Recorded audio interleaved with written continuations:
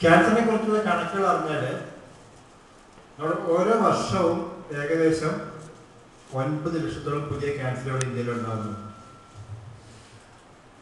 അത് നമ്മുടെ കണക്കിൽ രേഖപ്പെടുത്തിയിട്ടുള്ള ക്യാൻസറുകളുടെ കണക്കാണ്. പക്ഷെ അത് കൂടാതെ ഓരോ വർഷവും ഏകദേശം ഒരു 1.5 ലക്ഷം രോഗികൾ ആരും അറിയപ്പെടാതെ പോകുന്ന രോഗികളുണ്ട്.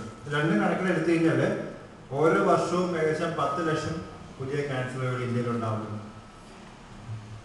അപ്പൊ നമ്മുടെ ഒരു ആശുപത്രിയിൽ വരുന്ന ക്യാൻസറുകളുടെ കണക്കെടുത്താൽ അതിൽ ഏകദേശം ഒരു 35-40% വരെ രോഗികൾ നമുക്ക് പരിപൂർണമായി ചികിത്സിച്ച് അസുഖം ഭേദമാക്കി തിരിച്ചയക്കാൻ സാധിക്കും.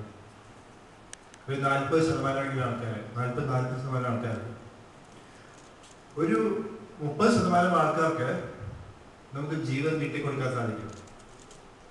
നമ്മുടെ രോഗിയെ രക്ഷപ്പെടുത്തുക എന്ന് പറയുന്ന പോലെ തന്നെ പ്രധാനമുള്ള കാര്യമാണ് രോഗിക്ക് ജീവൻ നീട്ടിക്കൊടുക്കാൻ പറയുന്നത്. അത് നമ്മൾ ആ രോഗിയുമായിട്ട് മുഖാമുഖത്തിൽ സംസാരിക്കുമ്പോഴേ നമ്മൾ അതിൻ്റെ വ്യാപ്തി എന്താണെന്ന്, അതിൻ്റെ പ്രാധാന്യം എന്താണെന്ന് മനസ്സിലാക്കുകയുള്ളൂ. പലർക്കും ആവശ്യം ഒരു 6 മാസം ജീവിച്ചിരുന്ന 8 മാസം ജീവിച്ചു കഴിഞ്ഞാൽ ഞാൻ വെച്ചുകൊണ്ടിരിക്കുന്ന ഒരു വീട് പൂർത്തീകരിച്ച് രാത്രിയോടെ ഉറങ്ങാൻ സാധിക്കുക, അല്ലെങ്കിൽ ഒരു 6 മാസം കഴിഞ്ഞ് നിശ്ചയിക്കുന്ന എൻ്റെ മകളുടെ വിവാഹത്തിൽ പങ്കെടുത്താൽ ഞാൻ മരിക്കാൻ തയ്യാറാണ്. ഇങ്ങനെയൊക്കെ പല പല ആവശ്യങ്ങളുമായിട്ട് വരുന്ന ആൾക്കാർ ധാരാളമുണ്ട്.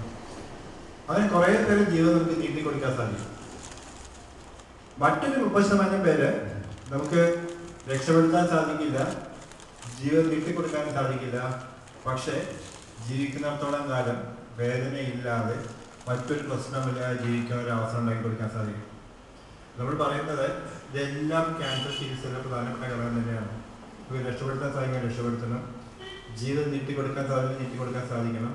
നമുക്ക് ഇതൊന്നും സാധിക്കില്ല എങ്കിൽ ജീവിക്കുന്നിടത്തോളം കാലം വേദനയില്ലാതെ ജീവിതം നിർത്താൻ സാധിക്കും. നമ്മൾ തിരിച്ച് നമ്മുടെ കുറച്ച് കാര്യം കൂടെ അറിഞ്ഞുകൊണ്ട് നമുക്ക് കേട്ടു പോകാം. ക്യാൻസർ ഏത് പ്രായത്തിൽ വേണമെങ്കിലും വരാം. ഒരു ഗർഭസ്ഥ ശിശുവിൻ്റെ അവസ്ഥ മുതൽ മരണം വരെ ഏത് പ്രായത്തിൽ വേണമെങ്കിലും വരാം. പക്ഷേ പ്രായമേറും തോറും വരാൻ സാധ്യതയുള്ള ഒരു അസുഖമാണ് ക്യാൻസർ എന്ന് പറയുന്നത്. ഇവിടെ ഈ കൊച്ചുകുട്ടി ജനിച്ച് വീണത് തന്നെ കിഡ്നിയിലെ ക്യാൻസർ ആയിട്ടാണ്. ആദ്യമായിട്ട് ജനിച്ച് ഈ ഭൂമിയിലേക്ക് വരുന്നത് തന്നെ ഞങ്ങൾക്ക് ഏറ്റവും പ്രിയപ്പെട്ട, ഞങ്ങളുടെ ഏറ്റവും പ്രായമേറിയ ഞങ്ങളുടെ വല്യമ്മയുണ്ട്. വല്യമ്മയ്ക്ക് ക്യാൻസറാണ്. അപ്പോൾ ഇത് ഏത് പ്രായത്തിൽ വേണമെങ്കിലും വരാം.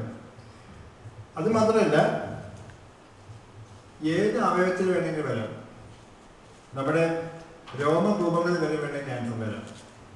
പക്ഷെ എവിടെ ക്യാൻസർ വരുന്നു എന്നനുസരിച്ചിട്ട് നമ്മൾ പറയുന്ന ആ ക്യാൻസറിന്റെ നാമത്തിൽ വ്യത്യാസം വരുന്നത് മാത്രമേ ഉള്ളൂ. ഉദാഹരണത്തിന് ലുക്കീമിയ എന്ന് പറഞ്ഞ ക്യാൻസറാണ്, ലിംഫോമ ക്യാൻസറാണ്, സകലെല്ലാം ശരീരത്തിൽ എവിടെ വേണമെങ്കിലും ക്യാൻസർ വരാം.